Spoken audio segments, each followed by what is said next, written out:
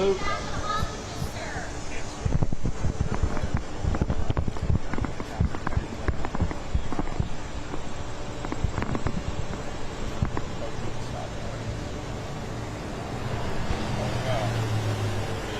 Ready two, ready doors, ready pop, ready open. Ready close, ready shut, ready face, forward look. Thank you very much. Yeah, I know. Thank you very much for this.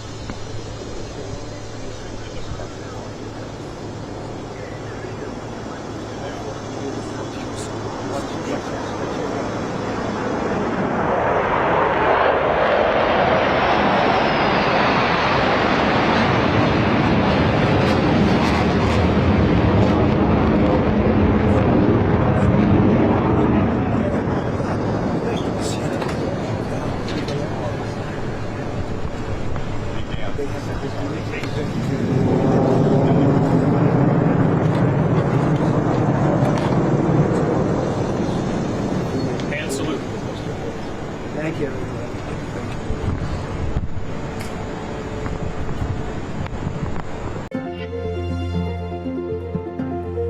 Ready two, ready doors, ready top, ready open.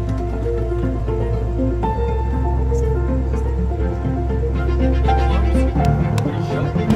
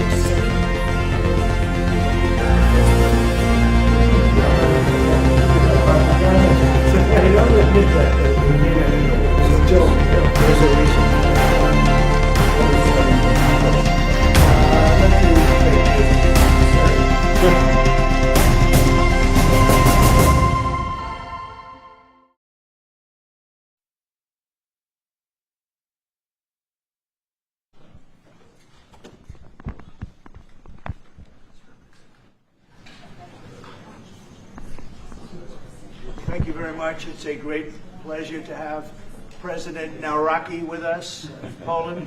He did a good job with that, right? Maybe a little different pronunciation. I said I want to get it perfect. Did I get it right? Yeah, Good. good. I better- Nawrocki. I better get it right. And the president's been amazing. He had an incredible race. He came from behind and he won very handily. The people of Poland have taken to him immediately. They really love him. There's great love and respect. He's a very successful man, but he went into a political hatchet, so to speak. It was a pretty tough race, pretty nasty race, and he beat them all, and he beat them all very easily. And now he's become even more popular as they got to know him and know him better. He's doing a really fantastic job. So it's an honor to. I also endorsed him, so I'm very proud of that. I don't endorse too many people, but I endorsed him, and I was very proud of that, the job he's done. I want to thank Vince Haley for that recommendation, Vince, was fantastic, and I appreciate it. And I can tell you who really appreciates it, Poland, because they're very happy with their president. And I just want to say it's an honor to have you. We'll be discussing trade and various other things, the things that you discuss. We'll have a few questions from you, and then we'll get on to a discussion, then we'll have lunch, and then he goes and he meets with the Pope. And that'll be very exciting. And say hello to the Pope for me. Yeah, okay? I will. Thank you very much for being here. Very Thank much. you very much, Mr. Mr. President, thank you very much, and I would like to express my gratitude for your invitation only after 1 month from my sworn and from celebration for my inauguration. It means that Polish-American relations are very important, very strong. I think that we have so strong relations that we have never had. And it's very important for me. Our relations are based, of course, on the values. Right. And thank you very much for your support, for your endorsement during my very hard campaign. I remember it, and I'm very grateful for your support. It was the fight me against others, so your support was very important. And the support of Polish people, Polish diaspora in the United States of America. We have almost more than 10 million people here, and they voted for Donald Trump. They voted for me. Yeah, and in vast majority they voted did. also for me, so I would like to say hello to Polish diaspora in the United States of America. Those relations for me, for Poland, for Poles are very important with the United States of America, and they are based on values: independence, sovereignty, democracy. And I think, Mr. President, that those values are epitomized by our common heroes. Yes. Kazimierz Pułaski and Tadeusz Kościuszko. So That's right. thank you very much, and I hope it will be very fruitful discussion around the energy, around the economy and military service. Yeah. And the flyover was very much in honor of your great pilot who just passed away recently, who was a legend in Poland. You might want to say something about him. Yes, of course, it was a terrific accident in Poland. Thank you for this gesture that F-35 opened our meeting. Major Krakowian was one of the best Polish pilots, well-honed Polish pilots, and he died. He lost 2 children, so it was a great tragedy.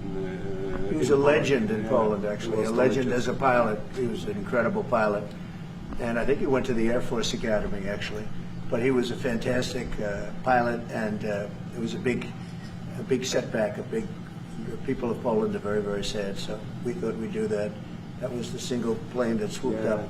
And Great. machines, American machines, Yeah. opened our meeting. It was great, and we are waiting for 32 F-35s in Poland. So it also shows that we have great relations according to the best military equipment on the world, American equipment, which build Polish security too. Well, Poland, we've had a tremendous relationship. I think now it's better than ever because of this relationship. It's a little special because we fought together. But we've always been very good, and we have some wonderful people, as you know. Duda, my friend, he's a good man and still a big fan of yours, very much so. So it's a great honor, and we're going to talk about trade. We'll talk about some other things. We'll take a couple of questions from the media. President Trump, will American soldiers remain in Poland? Okay. Will American soldiers remain in Poland? Yeah, I think so. I mean, you know something I don't? I don't know. We're very happy. If anything, we'll put more there if they want. But they've long wanted to have a larger presence. We have some countries that have more, not too many, but no, they'll be staying in Poland. We're very much aligned with Poland. You certainly have that. We saw a dramatic picture where we saw the leaders of Russia and North Korea and China together. The first time the leaders of those 3 countries have been together to sort of show solidarity. You said that they're conspiring against the United States. What do you think they're conspiring to do? And given this, is it reason why you should slap or would consider slapping secondary sanctions on Russia if they're conspiring against the U.S. now? Well, I've already done that with regard to India, and we're doing it with regard to other things. And I put out a truth last night. You saw that. And I was the one that brought it up. I said, They're only doing this. They're really there looking to, when they did what they did, I thought it was a beautiful ceremony. I thought it was very, very impressive. But I understood the reason they were doing it, and they were hoping I was watching, and I was watching. My relationship with all of them is very good. We're going to find out how good it is over the next week or two. I think that we helped China very much, as you know, when they talk about freedom.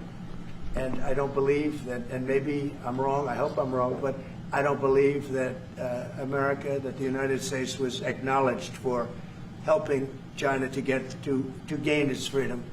But perhaps I was just that was a sleight of hand. I mean, I was very surprised. I watched the speech last night.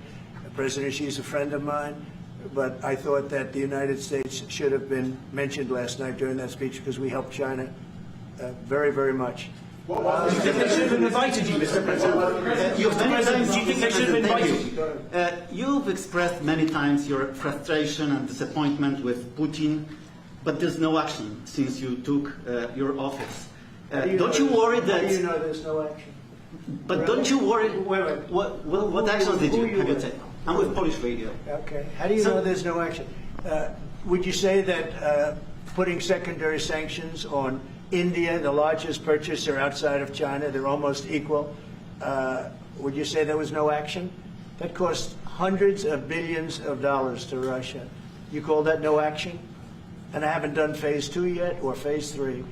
But when you say there's no action, I think you ought to get yourself a new job, because if you remember, 2 weeks ago I said, if India buys, India's got big problems, and that's what happened. So don't tell me about that. India is What is your message to Putin? President, right now, there have been survivors of Jeffrey Epstein speaking at a press conference on Capitol Hill. They're calling for these case files, these documents to be released. And Thomas Massie, who is sponsoring a discharge petition to get the House to vote on release those documents, says he doesn't believe you're implicated in these files, but many of your friends and donors may be, and he says that's why the Justice Department is redacting them and slow-walking the release.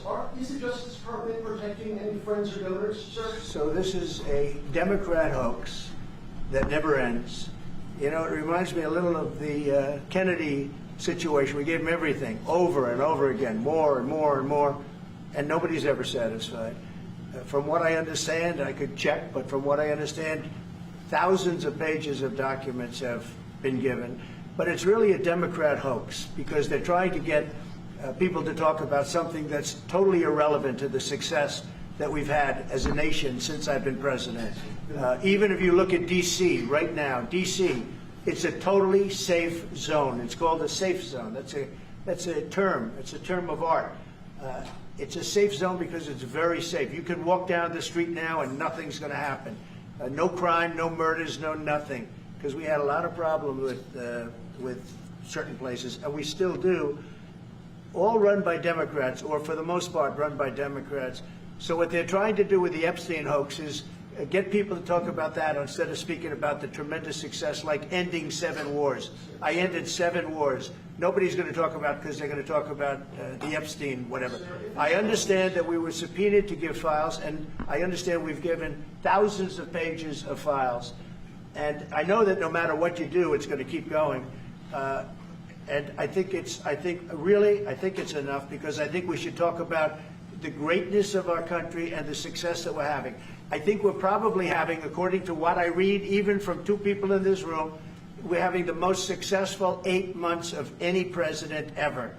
And that's what I want to talk about. That's what we should be talking about, not the Epstein hoax. When are you going to make a decision on Ukraine, Mr. President? What is your message to Putin? What is your message to Putin?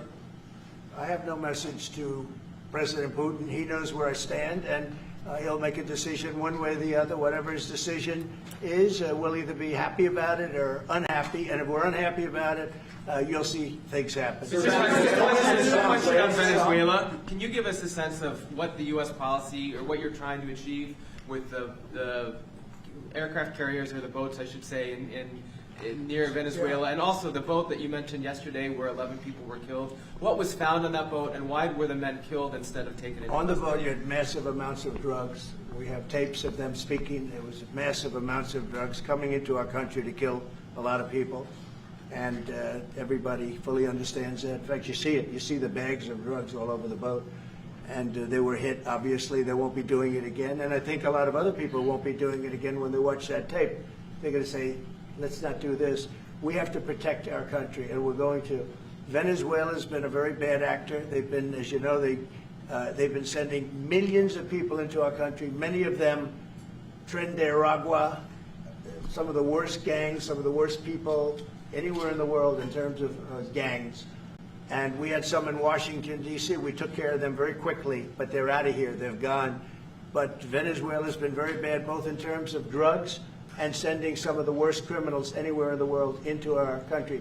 They emptied out, you don't know this, but they emptied out their prisons in Venezuela, and they emptied them out into the United States of America. And that's part of the problem we have. We're getting them out. We're getting them out rapidly, but it's caused a tremendous problem. And Pete and all of the people that are working very hard to rectify the stupidity of the Biden administration, allowing these people to pour into our country with open borders.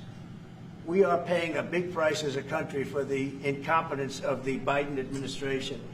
But think of it, opened up prisons, drug dealers, drug lords, everything coming out of Venezuela.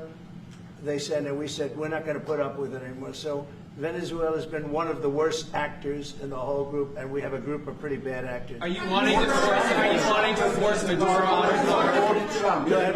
Yeah, thank you, Mr. President. At the end of this month, the government or the Congress has to pass a budget. Do you think we can avoid a government shutdown? Yeah, I do. I think the Republicans will vote for an extension.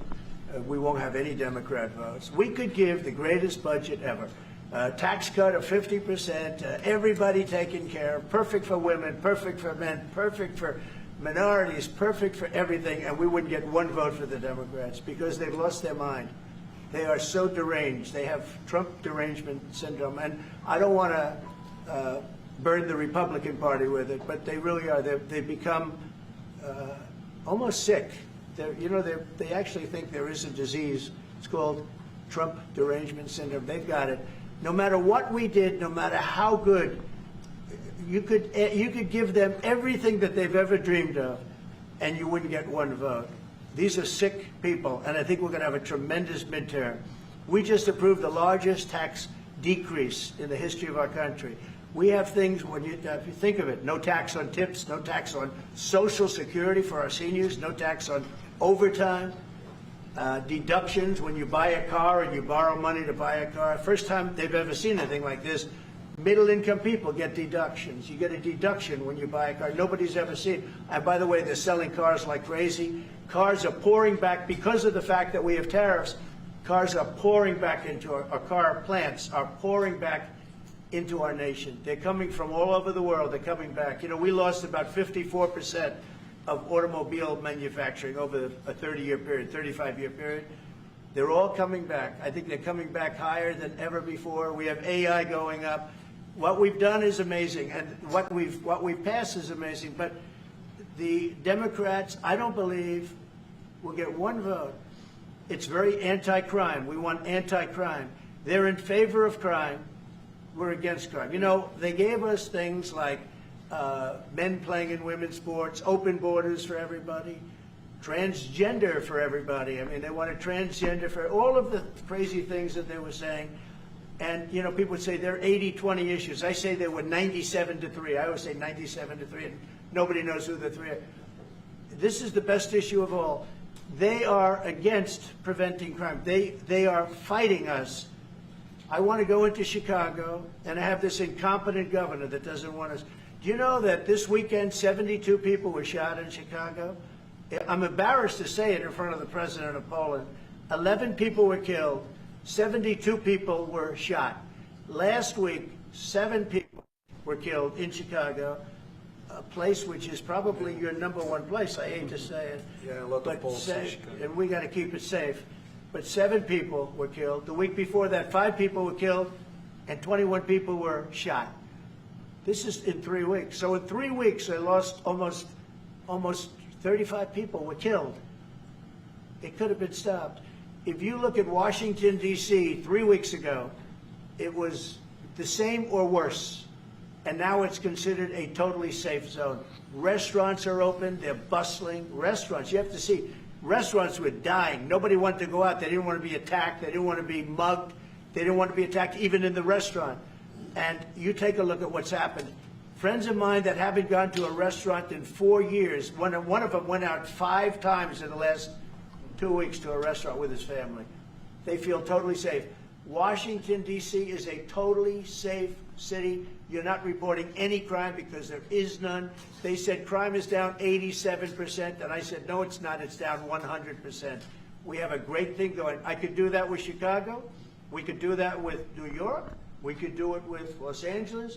So we're making a determination now. Do we go to Chicago, or do we go to a place like New Orleans, where we have a great governor, Jeff Landry, who wants us to come in and straighten out a very nice section of this country that's become quite tough, quite bad. So we're going to be going to maybe Louisiana, and you have New Orleans, which has a crime problem. We'll straighten that out in about 2 weeks. It'll take us 2 weeks, easier than D.C. But we could straighten out Chicago. All they have to do is ask us to go into Chicago if we don't have the support of some of these politicians. But I'll tell you who is supporting us, the people of Chicago. And I sort of want them to let it be known. They have incompetent people. A guy like Gavin Newsom, he's the governor of a state that if we didn't go into Los Angeles with our soldiers, with our National Guard, you wouldn't even be having the Olympics there. They were going to take it. And remember this, your top law enforcement officer in Los Angeles said, there's no way we could have done this without President Trump coming in with the troops. We saved Los Angeles and we saved the Olympics. Thank you very much.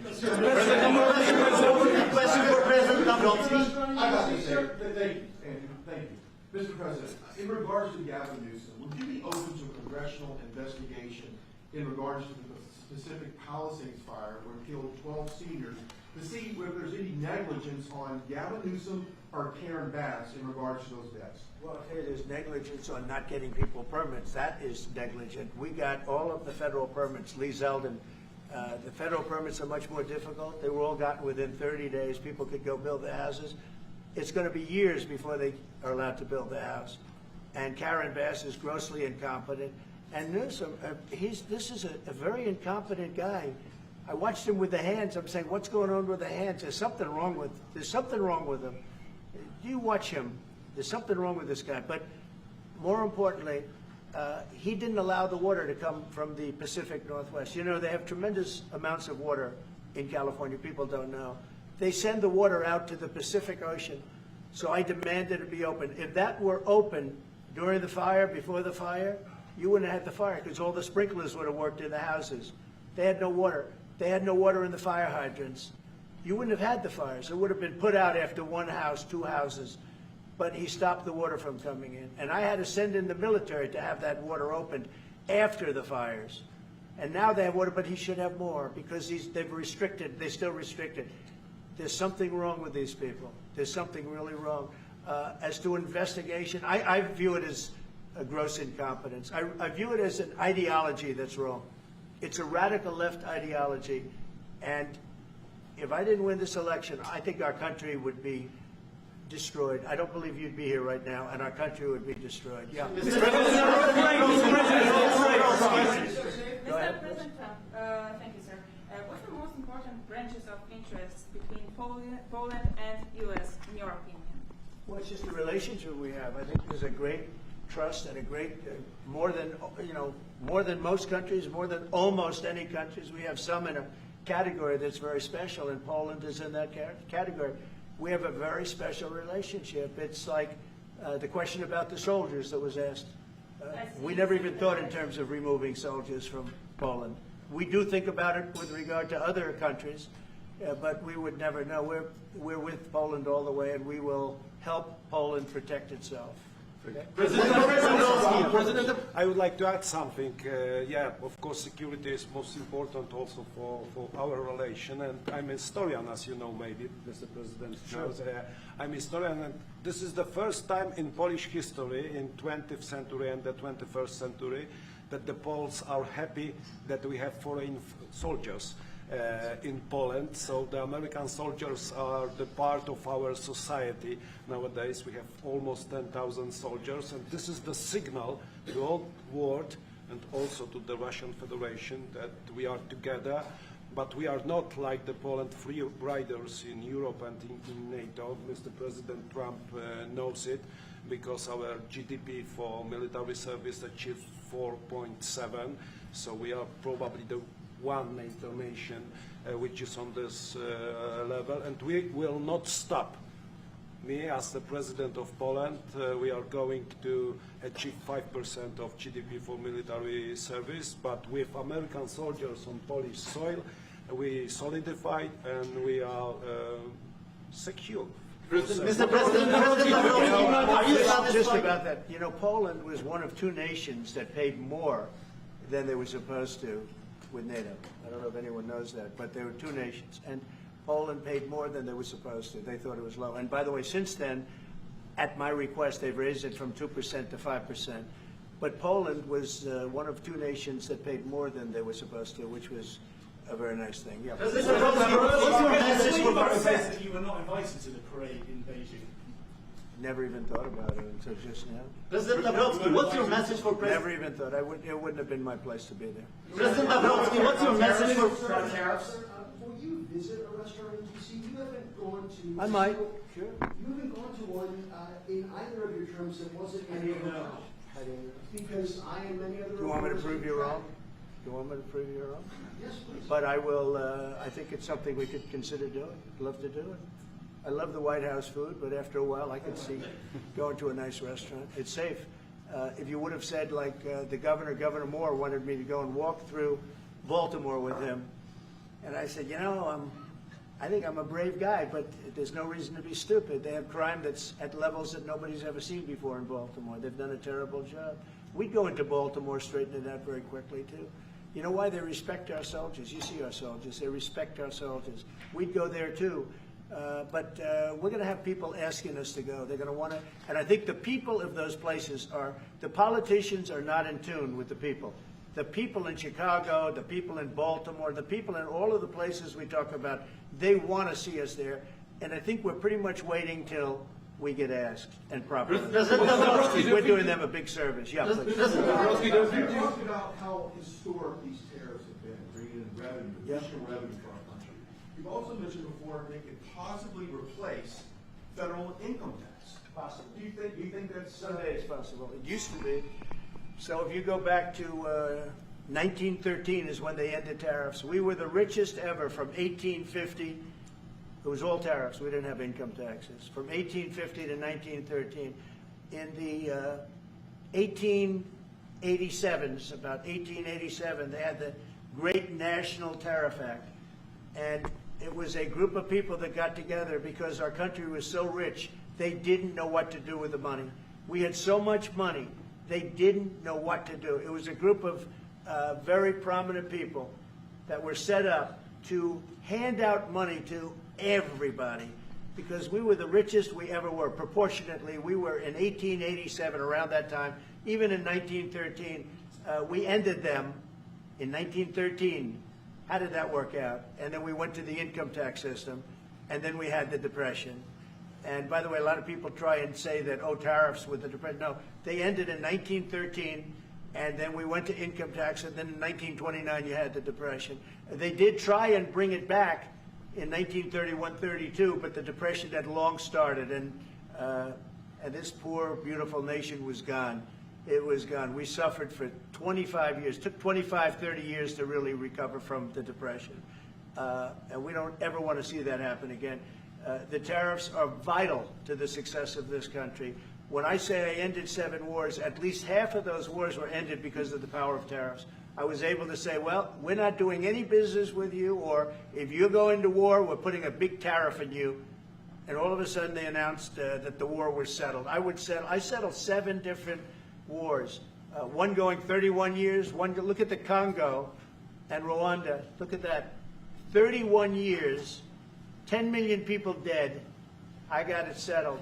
And a little bit of that one, less than in some cases, had to do with trade and had to do with tariffs. So, you know, tariffs are vital to our country.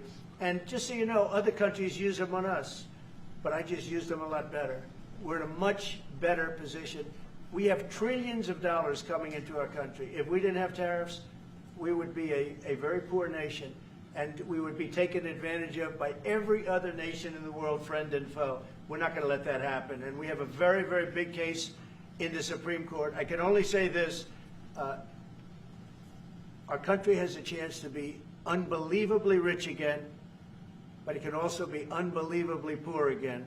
If we don't win that case, our country is going to suffer so greatly, so greatly.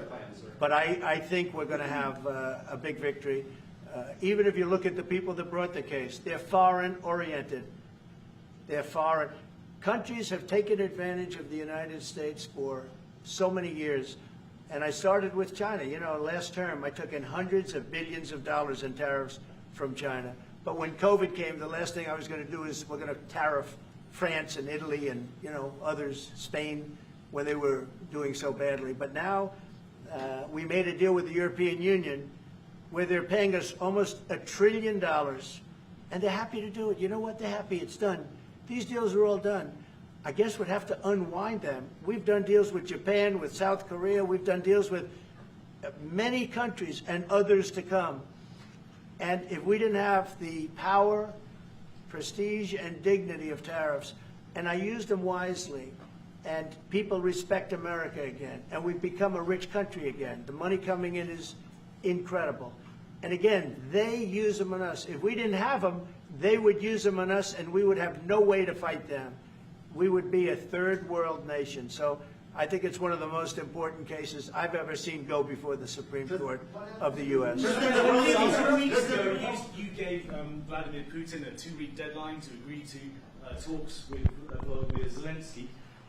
That deadline is now nearly approached. Can you give us any indication of when you will make a decision? Well, I'm having a conversation with him very shortly, and I'll know pretty much what we're going to be doing. We've taken very strong action, as you know. And in other ways, we've taken very strong action. But I'll be speaking to him over the next few days, and we're going to see. I'm going to know exactly what's happening. Mr. President, I'm not happy with all the people. You got 7,819 people killed last week. Russian soldiers and Ukraine soldiers, right? Not American soldiers, not soldiers from Poland, but they're human beings. They're souls. They have parents. They wave goodbye to their parents, and their parents never see them again. That's the end of them. Over a stupid war, and I want to see it stopped. Now, we have stopped the money. We send weapons to NATO. They pay full price. We don't, you know, Biden spent $350 billion so stupidly. And it was one of the reasons that this whole thing happened. A big reason this war happened was sitting right in these chairs, this one in particular. So I think we're going to have a good solution. But they're losing soldiers at levels that nobody has seen since the Second World War.